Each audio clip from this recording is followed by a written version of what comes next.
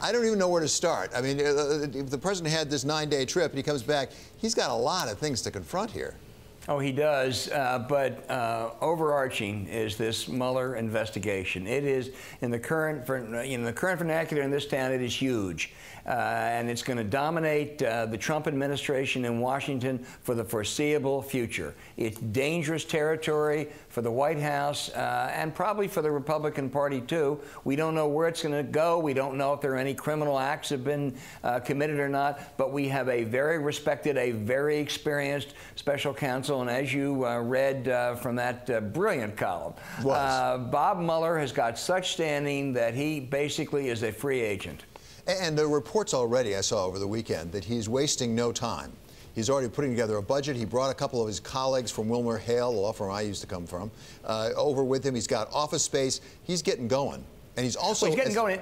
He's getting going, David, and don't forget, there is no one on the face of the planet who knows the FBI as well as Bob Mueller, having been the director for 10 years. So he knows where to go to. He knows what resources to draw on. He knows who he can trust. He knows who's good. I mean, there's no one that has the kind of background for this task that equals or comes close to equaling Bob Mueller. Yeah, and I saw that one of the first things he did was say to the FBI, please don't send those documents up to Capitol Hill. I'd like to see them first. Thank you very much. But yes, one of the issues that's really been percolating through the weekend is Jared Kushner, the president's son-in-law, and his status and the investigation as it may pertain to him.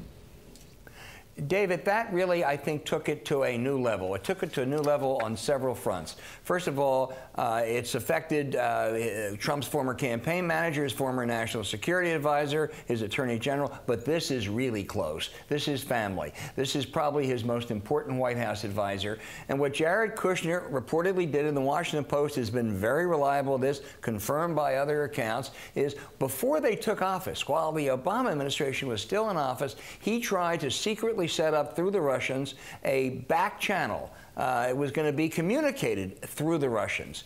Whether that was done out of naivete because he just didn't know anything, that in itself is alarming because he has an amazing portfolio. And if there's someone who is this naive, that's worrisome. Or whether it was done for some nefarious reason, which is even more problematic. But Jared Kushner, his stock has really tumbled in the last couple of days. This is really serious. But Al, don't presidents sometimes have back channels to foreign governments to get to be able to communicate with them? Why is this different?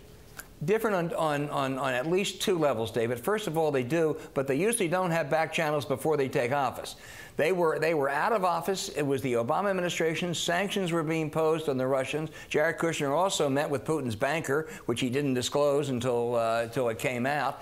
And the second thing is, usually when you have back channels, it's not done through that government. This story says basically this was going to be done through the Russians. They were going to use the Russian embassy or some center there. That's unprecedented. And people like Michael Hayden, John McCain, just say they have never heard of anything like this.